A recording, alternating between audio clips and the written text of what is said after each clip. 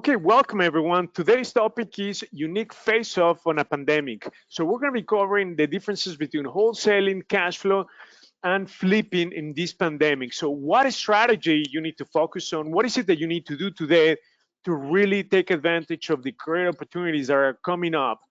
So we have a special guest today, Don Carlton. He's by far one of the top wholesalers in the Chicagoland area. So we have the honor to have Dan Carlton with us today. So Dan, thank you very much for joining us today.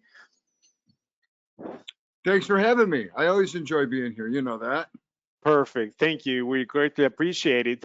So I know you're the expert on wholesaling. So can you tell us more about why people need to do wholesaling in this pandemic? And if so, what is it that they need to do? Can you just briefly talk about the basics and then move up? Sure. Perfect. So, Thank you, Dan. so I mean, the beauty of wholesaling is that primarily it can be done without a license. You're able to do two deals. Two in a 12. If you're going to do two or more in a 12-month period, then it's now a licensed activity. It's not licensed in other states necessarily, but it is here. But the first thing I would tell you, if you're a new and or aspiring wholesaler, do not spend the time, the energy, and the money to go get your real estate license for the fact that you think you want to do some wholesaling. I would say spend your time and energy working on getting a wholesale deal to the finish line. And then once you've gone through everything that's related with that, then you can decide whether that's an aspect of real estate that you like and you'd like to pursue or not. I'm often reminded of a story. A guy wanted to like start his own business kind of thing, and he got out of like corporate America, and he ended up with a bread route, delivering bread to grocery stores kind of thing. And what he didn't realize is that it's a lot of bending and twisting and loading shelves, and he didn't realize it was going to be that hard on him physically. So that's why I say figure out how hard this is going to be on you mentally and physically, and know that this is what you want to do, then get your license. Why now is a great time to wholesale? Well, frankly, it's always a good time to wholesale because no matter what's going on in the market, there are going to be people in distress and there's going to be homes in distress. And those are primarily the opportunities that we're looking for as wholesalers. So the niche that we work in is less than 5% of all real estate transactions. So we're typically not buying houses rather from people that want to sell a house. We're buying houses from people that have a situation that they need to sell a house. And what are some of those situations? Could be that they're behind on the mortgage. Could be that they're behind in taxes. Could be that they've inherited the property and it's full of stuff and they just want to get rid of it. They just want to turn it into cash. It could be that a family had a recent divorce and the sale of the home has to happen as part of that proceedings. There's a variety of reasons why people would want to sell a house. Right now, we're getting calls from absentee owners because there's landlords, people that own houses, and because of the pandemic, they have tenants that aren't paying rent, and they can't evict them. And if they have mortgages on these houses, sadly, the whole thing with the pandemic is, well, we can't evict people and we can't foreclose on people, but somehow as a property owner, you're still required to make a mortgage payment. So that can make things tight for people. And so some people are looking to just sell a property, with the tenant in there perhaps. And if you're willing to take on a problem, that presents an opportunity to buy a house potentially at a really good price. So now is a good time also because, without foreclosure auctions going on, the thirst for investment properties, I'm not sure it's ever been higher. We had 2 wholesale deals that we let people come see this weekend. Friday, we had so many people that wanted to see a property we had in Hoffman Estates that we actually had to set up 2 times, 9 a.m. and 2 p.m. We had over 30 people there at 9 a.m. and we probably had another 20 come at 2 p.m. So, people are looking for opportunities. So as a wholesaler, we're basically property finders. Uh, I mean, for a lack of a better description, think about people that are driving around, chasing estate sales. And a lot of the people that are doing that aren't looking for little trinkets for their house.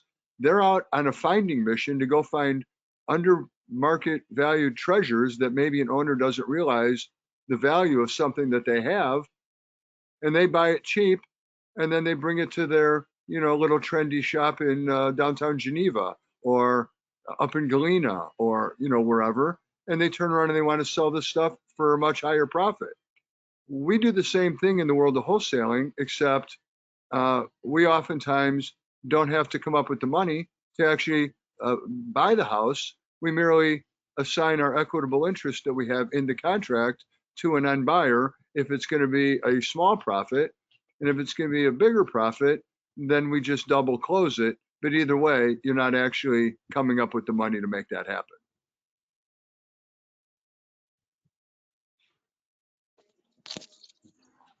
Okay, so that makes sense, Dan. Can you quickly explain what wholesaling is, like the basics?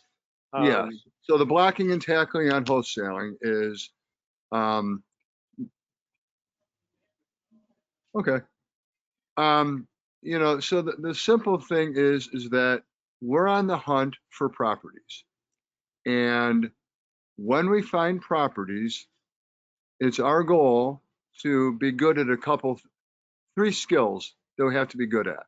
We have to be good at looking at a neighborhood and looking at the style and square footage of a property and be able to say to ourselves, if this house was all fixed up with new kitchens and new bathrooms and new flooring and painted and, shining like a new penny kind of thing, what could it possibly sell for in this neighborhood?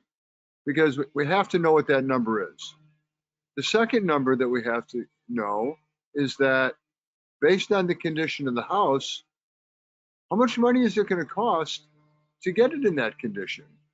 If it needs a new roof, is that a $2,000 thing or is that a $12,000 thing?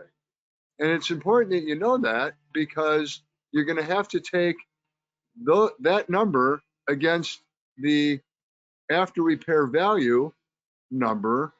And those are all the things that are going to be taken into consideration when you're making your offer on the price that you're going to buy it for, and or a price that a cash buyer will be willing to pay for it so that it meets their objectives for making a profit after they've done all the work. So we have to find the property, we have to assess it properly, and we have to get it under contract. So make no mistake, the world of off-market property acquisition is a sales job. And, sure, we're there to buy a house, but the sales job is that, number one, why selling to me is your best option, provided I've eliminated the other options. I tell people right front, gee, have you ever thought about listing it with a realtor? Of course they've thought about listing it with a realtor. Everybody knows what a realtor is and what a realtor does. But I ask it because I want them to tell me why they don't want to do that, right? I ask them, gee, have you ever thought about just holding on to the house and renting it? And I wait for them to tell me why they don't want to do that. They don't want to deal with tenants. They don't want to deal with repairs. That they don't want to do that. And they go, okay, well, if you don't want to list it and you don't want to rent it, what's the next only logical solution? Sell it to me. So we have to get good at helping people get from the fact that they want to sell it to the price that we need to buy it. And that's the thing that I think can easily discourage new wholesalers, is because you have to remember the amount of people that are willing to sell a house for 50 cents on the dollar is a low number, right? You know, I want you to visualize somebody standing at the cash register at the liquor store, feverishly scratching instant lottery tickets. And and if you play them yourself, I don't, but I watch people, and you'll see that most of the time they're not winning anything. So it's a lot of scratching and it's a lot of losing. But why do people continue to play? Because when they scratch a winner, it can be pretty darn exciting. And it's the same in our world. I mean, if I wasn't a part of this business right now and somebody told me that I can make 20, 30, $50,000 on a property that I've never bought, never owned, never repaired, never fixed, I'd say you got to be out of your mind. But the truth is, it happens, and it happens on a semi-regular basis. So that's what's exciting about doing the wholesaling end, because you're not taking risks with financially, you're not dealing with permits, you're not dealing with city inspections, you're not dealing with contractors and hoping they show up, hoping they're not drunk, hoping they do a good job. You don't have any of those headaches. It's merely get in, get out, and get paid. So I kind of jumped ahead there. So when we get the house under contract, then what we have to do is we have to contact cash buyers. And I hope nobody on here isn't a part of DealVault, but if you're not, you should be, because that's the platform that'll give you by zip code all the people that have bought a property for cash in the past. So we all know the saying, go fishing where the fish are, right? So that's a great place to market your properties. I would avoid, doing too much on Facebook and all that, because then you just get a bunch of people that aren't buying anything and want to daisy chain your deal and send it out, and you don't want that to happen. So you want to be in control of your deal, and you got to get yourself a buyer, and then we get it closed. So the fundamentals of it are find a house, get a contract, and get it assigned or double closed to an end buyer. The steps are pretty straightforward. That said, that doesn't mean it's easy. So there's a lot of working parts, and no two deals are exactly the same, but there isn't any reason that you can't do this. You don't need any particular education. You don't need particular skill set necessarily that can't be learned and sharpened as you go. It's a great opportunity in real estate if you're looking for what I'd say fast cash.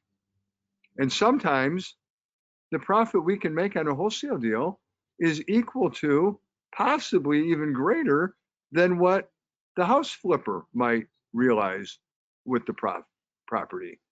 Because our ability to make money as a wholesaler is the gap between the price that a cash buyer will be willing to pay for a property, which typically is 70% of the after repair value minus the repairs. That's right around the number, or a little lower, sometimes a little more, depending on the neighborhood. If it's a hot area, they might do 75% minus repairs. But the ability to make money is only limited by the gap that you're able to create in getting the contract. Think about it like a used car lot. You trade in your car and you turn the screws to them, and you just refuse to do the deal for the new car unless they're going to give you X amount for your car. And if that's the case, they may take your car and sell it for a push. They might sell it for $200, $300, $400, $500 profit, maybe $1,000. But they're willing to take a short margin because they're in the business of moving new inventory, and they got pressure from the parent companies of these dealers that want to move cars. So they facilitate those sales any way they can. But every so often somebody comes in that has just a really nice car with low mileage, and it's a desirable car in the market, and they're able to give a trade-in that's really low. And in that case, a used car dealer might make $2, $3, $4, $5,000 on that used car. And frankly, they can probably make more money selling your used car that you gave away cheap than the new car that you're buying. Because with new cars, we all know that you have the internet, which basically tells you how much you should be paying and what they cost and what other people are paying. And when it comes to used cars, the only thing you know, if you do any research, is maybe what you should pay for the make and model. So if they're able to get a car that can and should sell for $18,000, and if they're able to take that in trade from somebody for 10, they're going to make $8,000 on that car. And that's the same opportunity we have in wholesaling real estate. Did that answer your question, Hugo?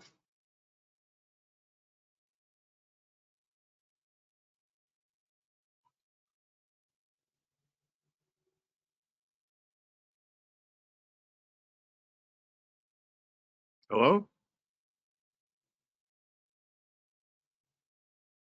Can you hear me, Dan?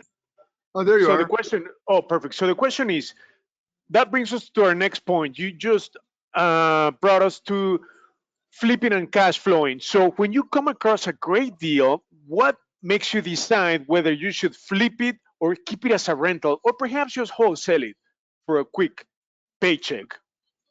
So What's that's your really, thought process?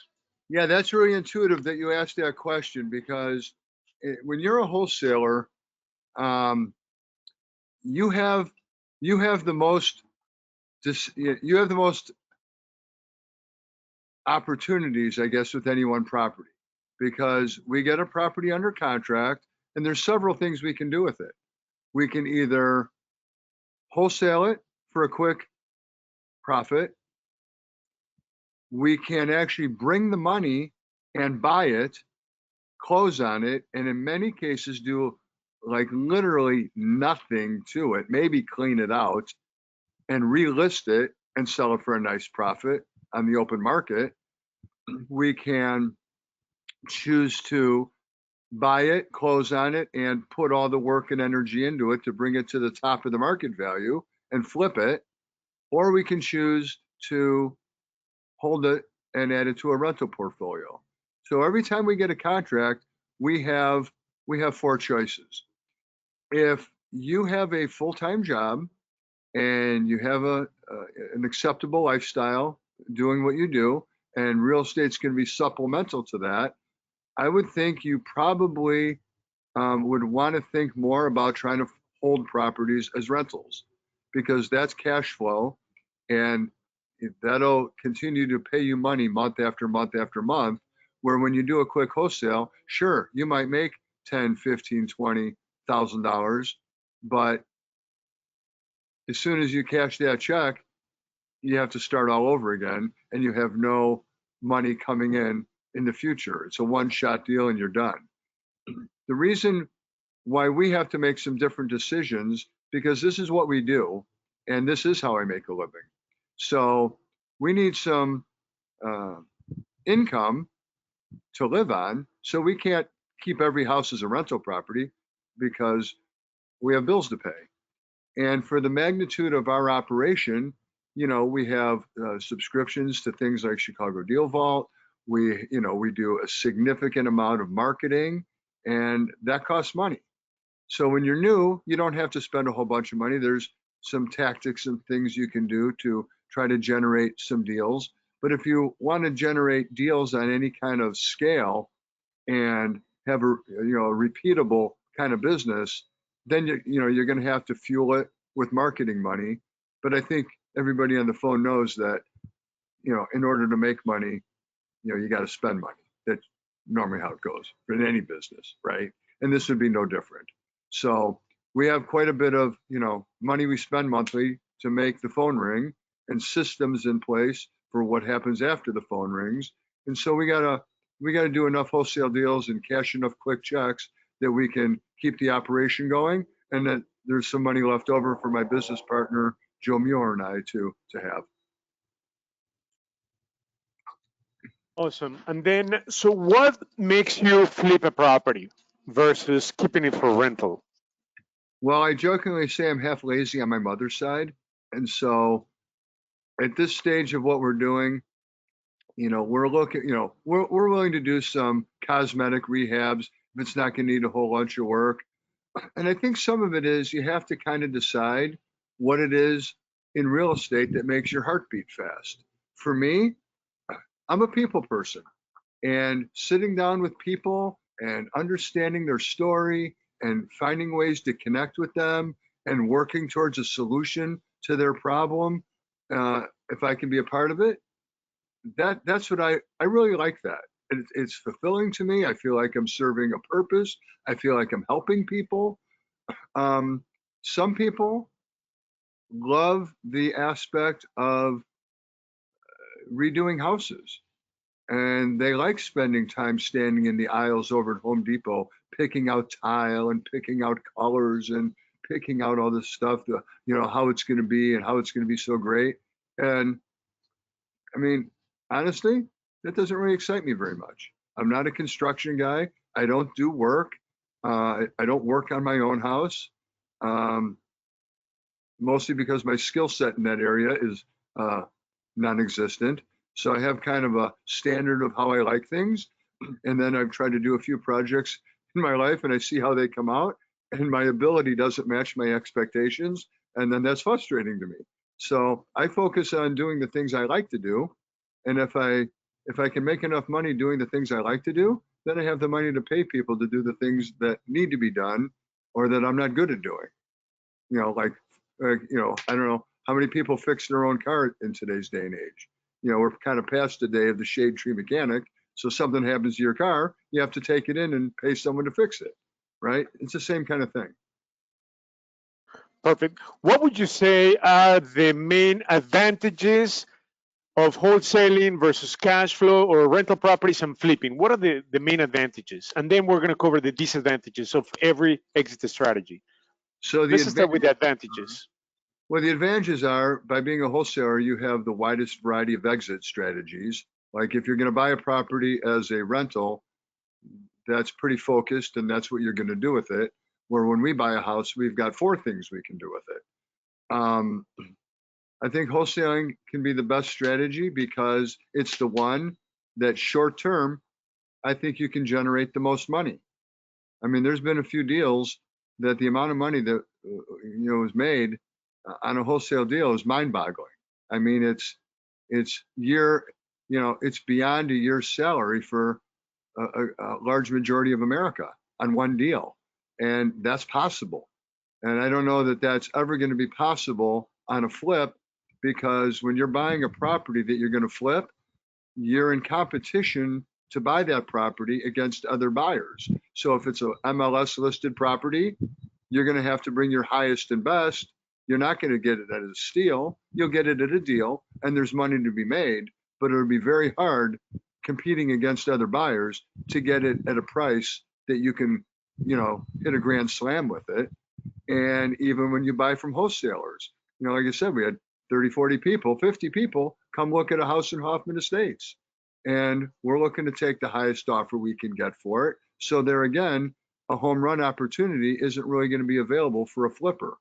As a wholesaler, your profit is to say it's unlimited. Of course, there's a limit, but the truth is, I've been involved in more than one 6-figure wholesale deal, and it would take a lot to do a 6-figure flip, and it would be probably an addition of a second story and major construction. And not that it can't be done, but I promise you, it's a lot more work, a lot more aggravation, and a lot more risk than doing it as a wholesale deal.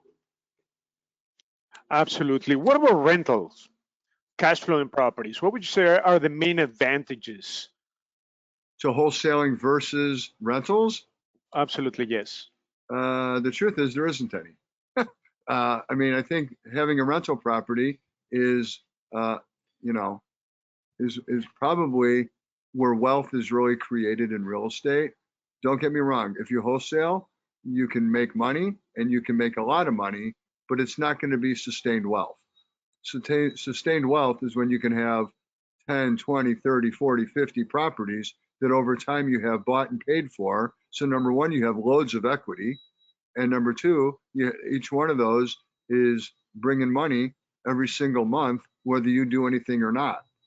See, the thing with wholesaling is the day we stop marketing and this day we stop taking phone calls and the days I stop getting in the car to go meet with a seller, that's the day we stop making money.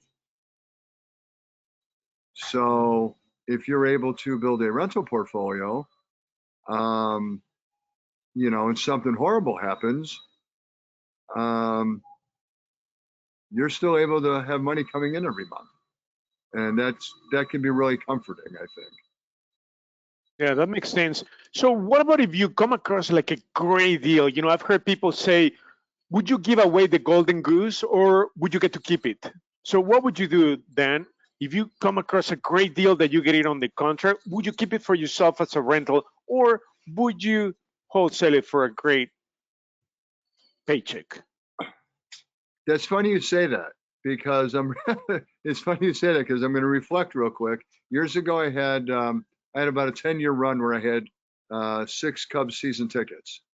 And in 2007, when they were playoff bound, I had 4 tickets to 1 game sold for $10,000. And of course, the cost to me to go to those games was, probably $500 on those 4 tickets, right? And so people would ask me to go, it doesn't cost you $10,000 to go. I go, yes, it does. I have to make a decision. If I go to the game myself, I don't have $10,000 in my bank account. And if I don't go to the game, I do. So if I choose to go, it's actually costing me $10,000. So you got to really think about that, right? And I guess the same could be said with acquiring houses. I guess the thing is that a good house in a good area with good schools is always going to have value. And in the long haul, it's probably always best to keep a great property in a great area rather than wholesale it.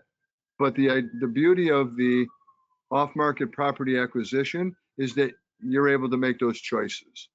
So when properties come up, we go, oh yeah, we're definitely keeping this one. We do.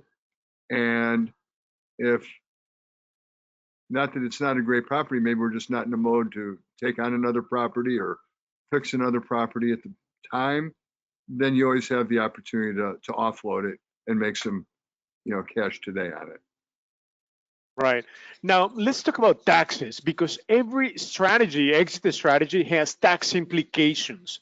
Okay, so can you cover the tax implications for wholesaling versus cash flowing or rental properties and flipping? Well, I think it's kind of largely all the same. If you're going to make a profit in anything, you're going to have to pay taxes on it. And the more profit you make, the more taxes you're going to pay. But the beauty of being in business is that you're able to write things off. I mean, I don't want to get political here, but just for a second, so there's some people that are up in arms. They think Trump only paid $750 in taxes. And someone says, well, I'm a school teacher and I paid $18,000 in taxes. That's not fair. And I guess as a business owner, what I would tell you is that I don't create the tax laws.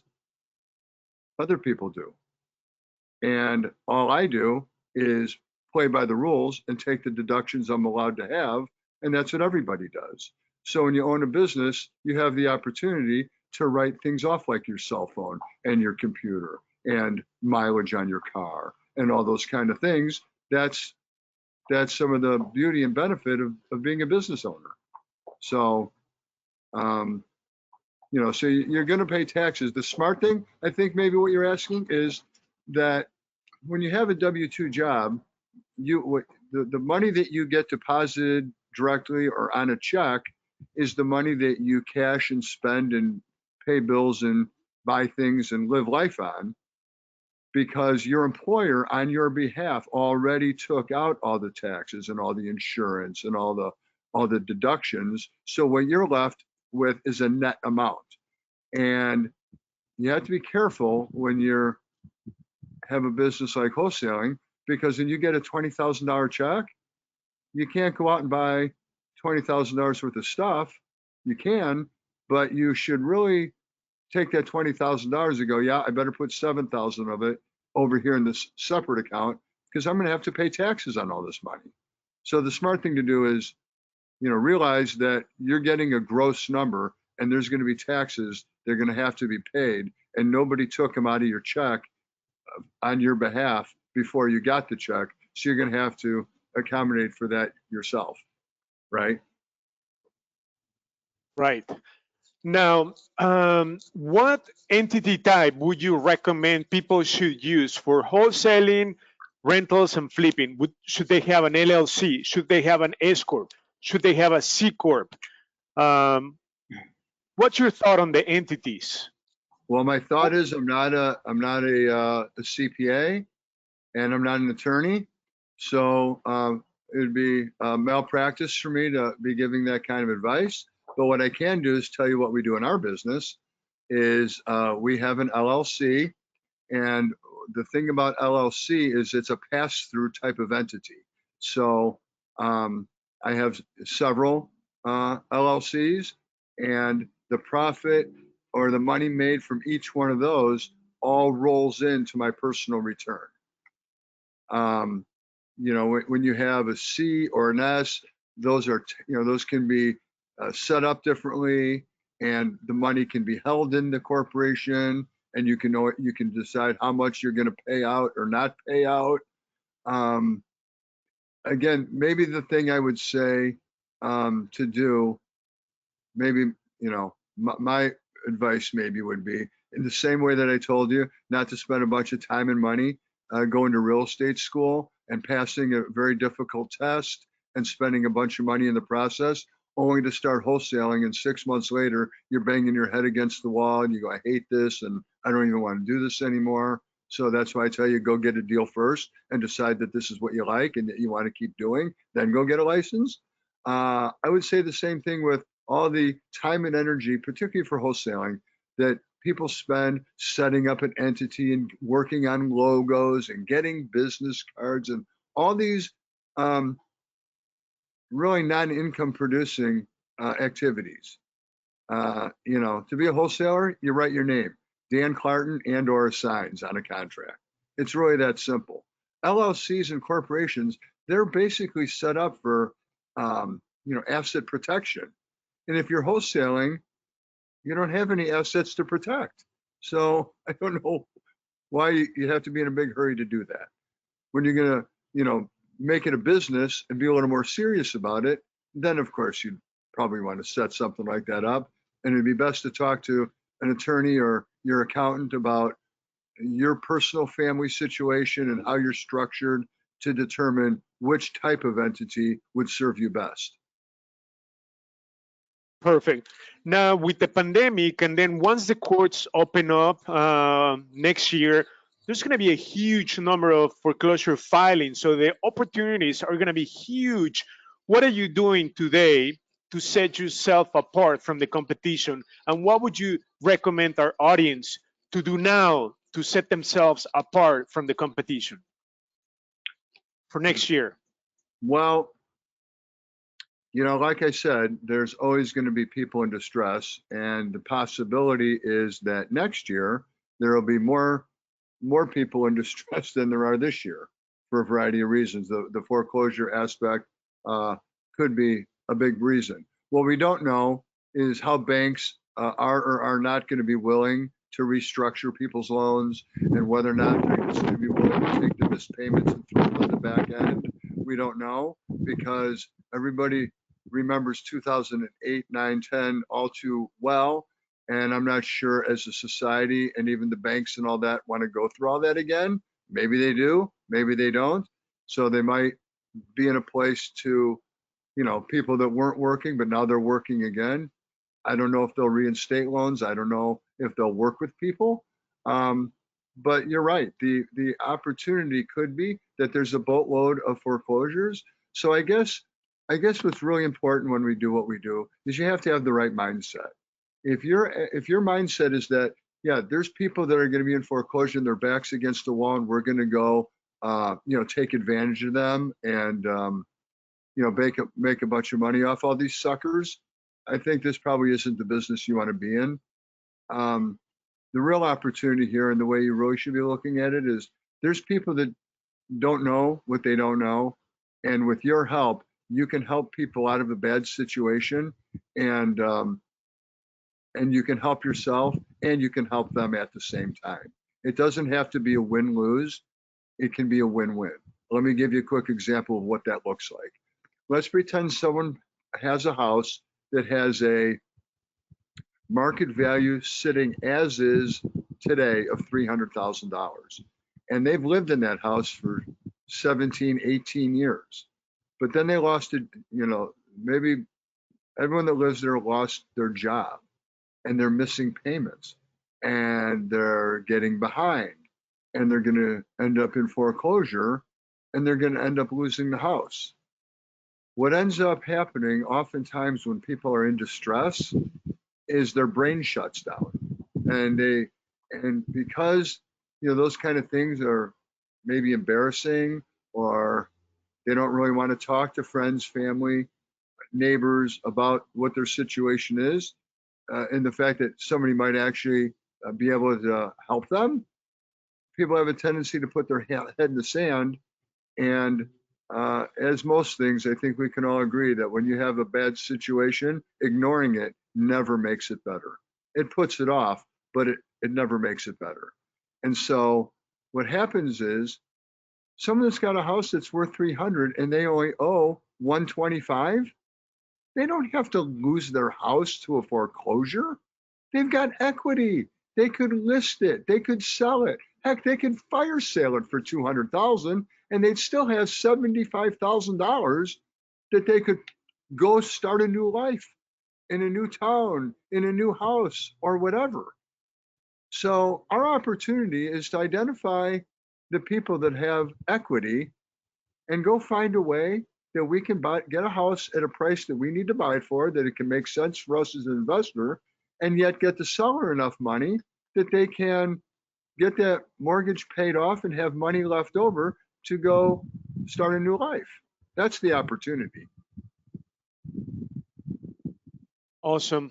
Are there any other suggestions that you would recommend for our audience today so that they start getting off to a fast start in wholesaling? Um, get good at the fundamentals. Get good at talking to people, asking questions, building rapport. Tell me about the house. Why would you want to move? How soon are you looking to get the house sold? What's causing you to want to sell the house today?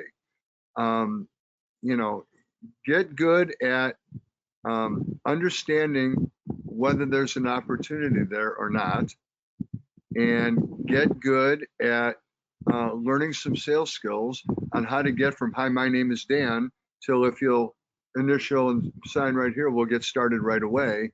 Because those are the three things you have to be good at. You could be great at knowing ARVs. You could be great at knowing the repairs down to the $100.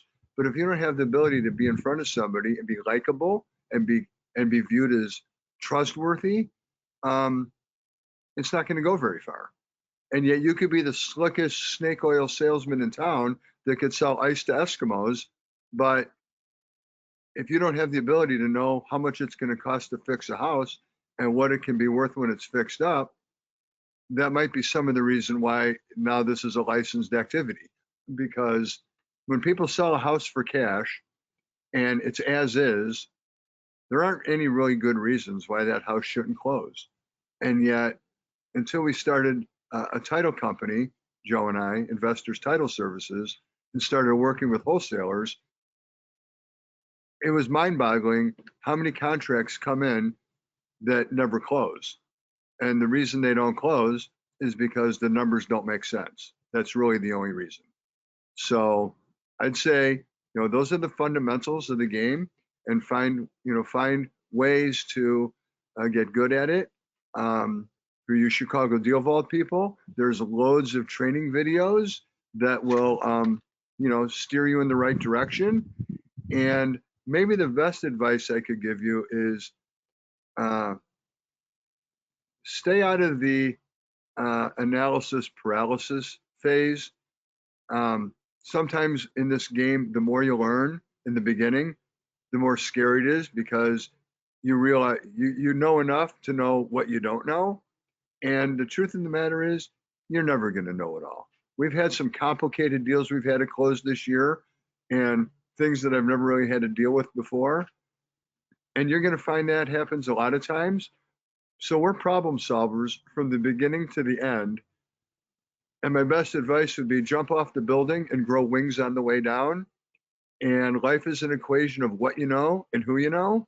So being involved in these kind of groups and having access to people like Hugo or myself or other people with a kind of a go-giver and an abundance mentality that you can reach out to for get a couple questions answered and maybe get a little help, that's worth its weight in gold. So take advantage of that, and I think you'll be well on your way. Awesome. Thank you very much, Dan. I really appreciate your time, your incredible information that you've given us. Are there any last minute words that you want to share with the audience? Because I know you've got to go to a listing appointment. Yeah, what I would, well, rather than me, get on the soapbox here, maybe the real question is there any questions that anybody might have that maybe I could answer?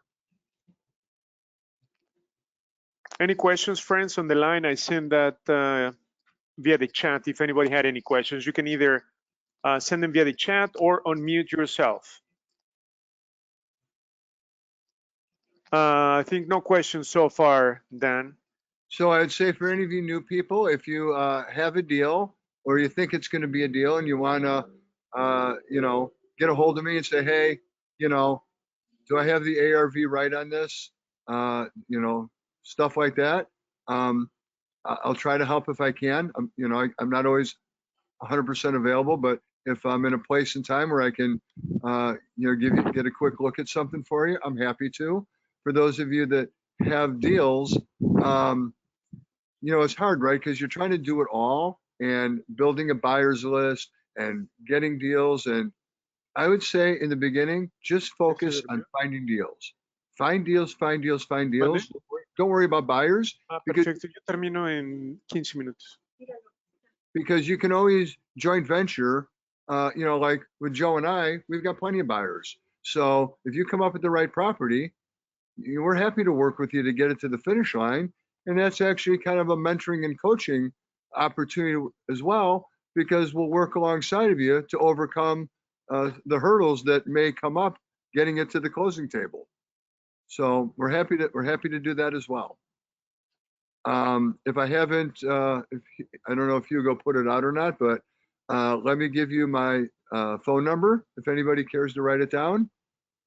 847-910-0454.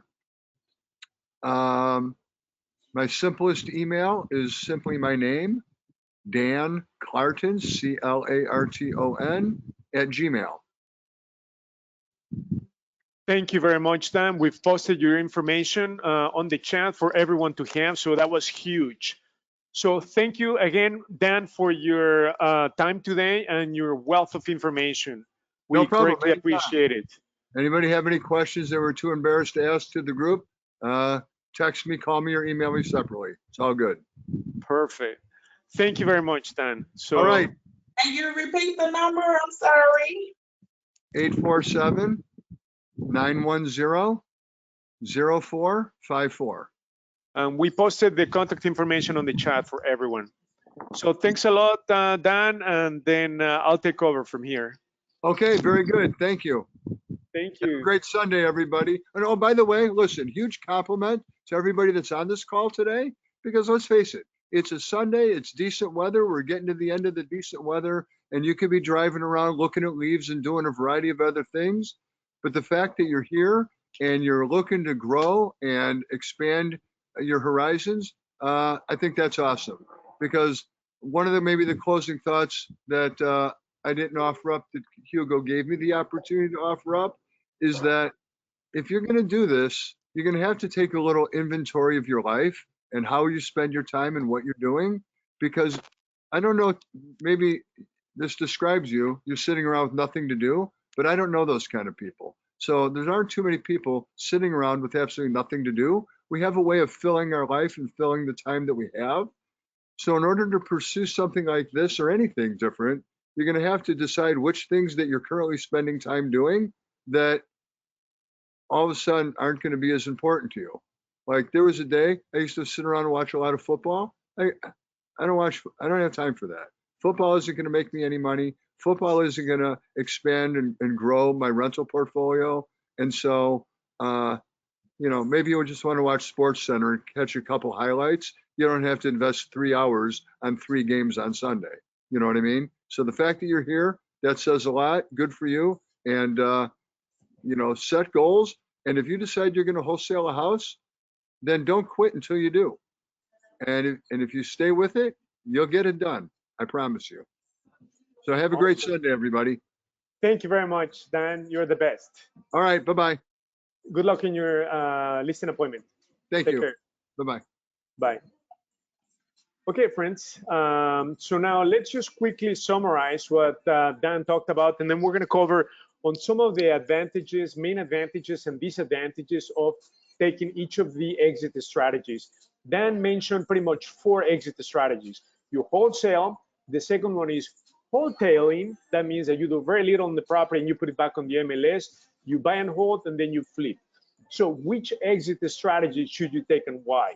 So there are very simple steps that you need to follow. You don't need to worry about the exit strategy that you need to take. As Dan said, you've got to become a deal finder. That's all it matters. You've got to be able to focus on finding the great deal with a lot of equity.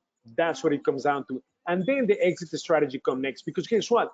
The exit strategy is most often going to be driven by the neighborhood, what the neighborhood supports. Because let me give you an example. You may have a property on the contract, okay? But that market supports, let's say, flips. It's a flipping market. So guess what? If you have a great property on the contract, you can find partners that you can do what makes most sense in that neighborhood. You can do a flip, you can do a buy and hold. So that is super important. The first thing that you need to focus on getting a great deal on the contract. Okay, that's step number 1. Now, when it comes to risk, as Dan said, wholesaling has a list of the risks. Why? Because you're not buying the property, you're not rehabbing the property. All you're doing is reassigning the contract to somebody else. That's it. But when you're holding the property for a rental or flipping the property, between the two of them, flipping is the riskiest of the exit strategies. Why? Because you need to get pretty much everything right, from the rehab, from the amount you pay for the property, the price that you sell the property for, right? So there's very little room for mistakes when you flip the property. When you buy and hold, you have more leeway. Why? You don't need to do a perfect rehab. It doesn't matter if you overpay for the property a little bit. And guess what? You don't need to sell the property. So you have a lot more flexibility. Now, as Dan said, wealth building happens on rentals, when you own rentals. Because guess what? When you flip or when you wholesale, you're running on the treadmill. The minute you stop working, you stop making money. With rentals, that's true wealth building through real estate. Why? Passive income. Not only are you going to have monthly positive cash flow, but over time, your net worth is going to go up. So that is the best way to accumulate wealth in real estate, owning rentals, okay? Now, when it comes to taxes, right? I do want to mention that when you buy and hold, as Dan said, Donald Trump paid only $700. It's amazing, right? In taxes. Well, when you get to keep the property, you're going to pay the least amount of taxes. Why? Because you're going to take advantage of the number 1 tax benefit, which is depreciation, okay? Versus when you flip or when you wholesale, guess what? You're going to need to pay Uncle Sam 20, 35%, whatever your tax bracket is. Versus when you buy and hold, guess what? you get tax depreciation. That's going to bring down your taxable income tremendously. So if you make $100,000, guess what? You're going to get to keep over 90,000. It is that simple when you own rentals. Now, when you flip the property, obviously you need to sell the property. That's going to trigger a tax event, right? The same point wholesaling. When you cash a paycheck, you're going to need to pay taxes on that. So something to be aware of. For tax benefits, you're going to be better off buy and hold, okay? And that's a true mechanism for wealth because you're leveraging from other people's money and other people's time. The tenants are paying for your property. The tenants are putting positive cash flow on your pockets, okay? Super, super important. Are there any other questions on the line? Okay, if no further questions, I want to give you the tools to getting off to a fast start today. So we're going to give you free access to Chicago Deal Vault for the next 30 days. On top of that, we're going to give you a free ticket to the 3-day event coming up October 23rd through the 25th, organized by Chicago Rehab, okay? So it's a total value of over $250 today. Now, Phil, can you send the instructions to get the free trial to Chicago Deal Vault? The promo code is DAN, D-A-N, okay? Now, with Chicago Deal Vault, you are going to have access to high equity properties. This is what Dan mentioned, and that's what we need to focus on. Off-market properties, where you can find a lot of equity. Not only are you going to find properties off-market, like probates, pre-foreclosures, upcoming auctions, bank-owned properties, vacant properties, and so forth, but we are going to give you the owner's personal contact information, like their cell phone, email, so that you can reach out to them directly, okay? Also, we're going to give you over 60,000 cash buyers, so you don't need to build your cash buyer list to wholesale your properties to. We have 69,000 cash buyers in the Chicagoland area, okay? Right here in front of you, and we're going to give you the contact information. So if you have a great deal that you want to wholesale, these are cash buyers, people paying cash and paying retail prices. So this is your target audience should you decide to do a wholesale deal. And we will also give you the contracts. In Chicago Deal Vault, we have the sales contract, we have the assignment contracts. If you decide to do wholesaling, we have the assignment contract that you're going to utilize to assign the contract to a third party. It could be a cash buyer, it could be an investor, okay? And again, please focus on identifying great deals. So we have unlimited training in Chicago Deal Vault. We want to make sure that you become the best deal finder, because the exit strategy, what you do with the property, is secondary, okay? It's going to be supported by the area where you have the deal. Again, so we, in the past, for instance, we got a great property on the contract for $120,000. The ARV was $220,000, $100,000 more. And guess what?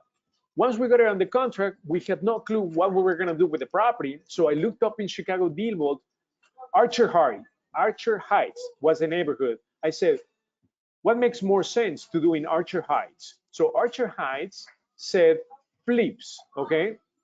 So let me quickly show you Archer Heights.